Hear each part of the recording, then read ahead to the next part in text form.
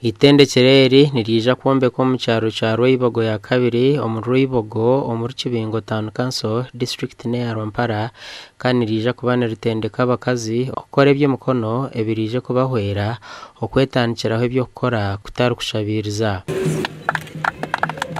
na wanyuma Natasha bwinaho abakazi abarukwegitero mu kibina cyawe cya USO mu Burengero Izuba kandi abakazi aba basimire First Lady Janet Museveni ahabo kutandikaho ikibine iki ababire binabana barufakwi wabumesana n'amashi wakorera kimwe mu mpango eki dona zisabire zisha zona kabazwata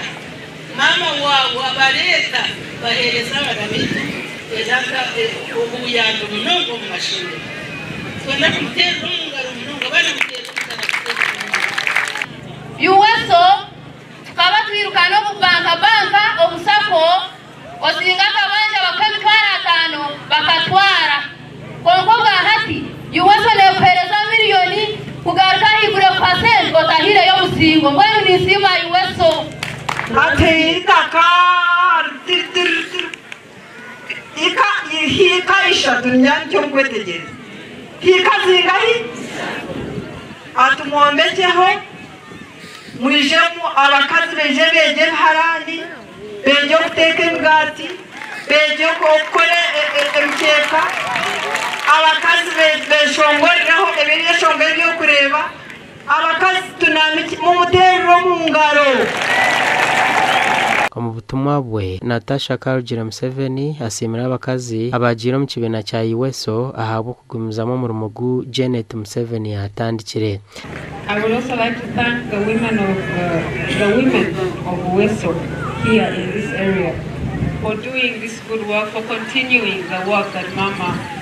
started all those many years ago, for continuing faithfully in this organization. Ninyenda kusima munonga abacyara aba USO abariyo mu leadership kureba ngo bagumizemo umurumo gwa First Lady ninga mama we ngo kuyabere agutandikire kushyitse hati. Natasha hona gambira abakazaba ngo neshara ya Janet Museveni burizoba ukureba ngo abakazaba nubagumiza mu barukwetungura. From what I have witnessed today personally, I believe that the first small bank of USO will start here in Rwampara. Nyoni nyina masiko groupe zitwareba hanyingi nzija kutwera kwisya abakazi bitu okongera intunguko mu makagabo na no kongera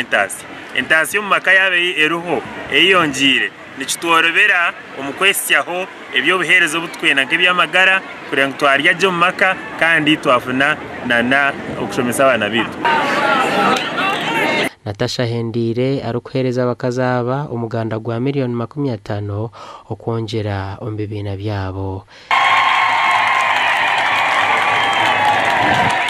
Gasha kwa Susan Chalsim.